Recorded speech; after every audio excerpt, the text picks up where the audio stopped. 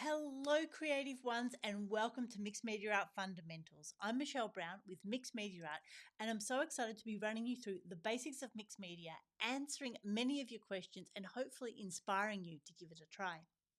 So, in this episode, we want to answer the question, what glue do I use? And again, that's a very common question that I get at a lot of the craft shows. And again, with all mixed media, the answers are it depends. Now, if you've got some stuff to start off with, whether it's a basic PVA glue or a glue stick, that'll be enough to get you started. You might even have some double-sided tape, and those are great as well.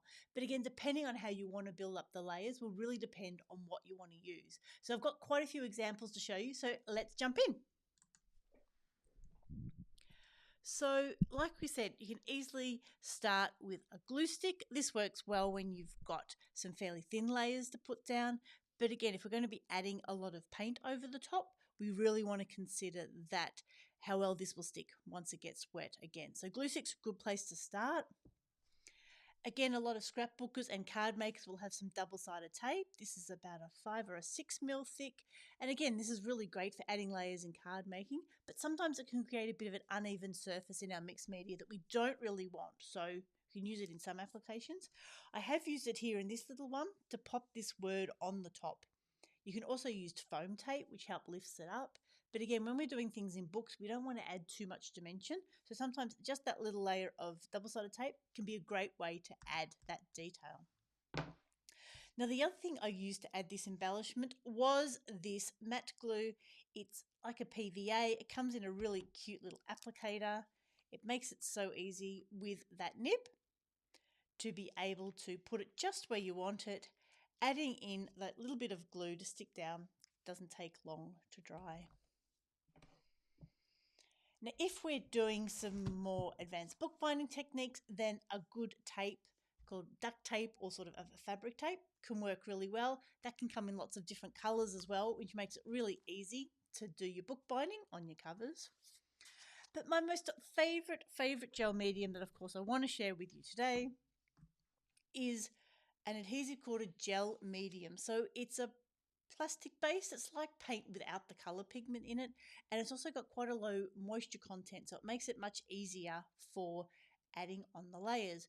Now, I call this my world famous gel medium because it dries matte. So when you put it down, you can't see where it's been, and you can't feel it as well. And it dries completely non-sticky, which is great for art journaling because then your pages don't stick together. I've used this exact same gel medium for putting the layers into the background of this piece, and again using it on the rice paper. And it does work really well for rice paper, for ephemera, for tissue, and I would like to show you an example here. So let's turn to a clear page. In this art journal, I've got here some pre-printed tissue. Now, this is the Dina Wakley one. She's got a whole heap of different ones. I've torn off a bit. I've torn the edges because I want to be able to feather those edges. So what I will do, you can certainly use a paintbrush. Make sure that it's one you've got some water nearby, but quite often I'll just use my finger as well.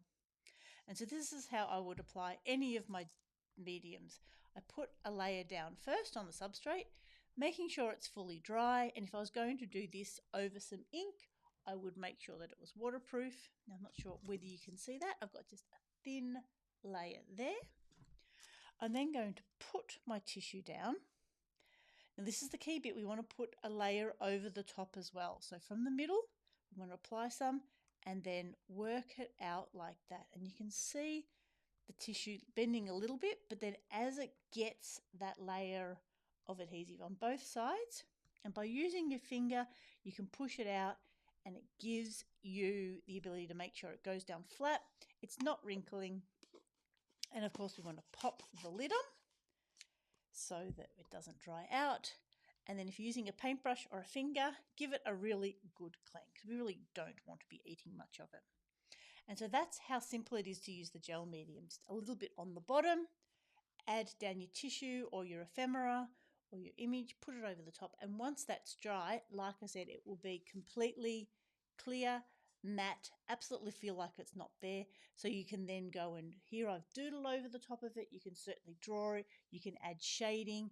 There's just so many things you can do on top of that matte medium because it is like it is not there. So I hope that's giving you some ideas. We can certainly start with a glue stick or some simple PVA if that's what you've got. Double-sided tape will also help us out if that's what you've got on hand, and then some bookbinding tape for when you get a bit more advanced.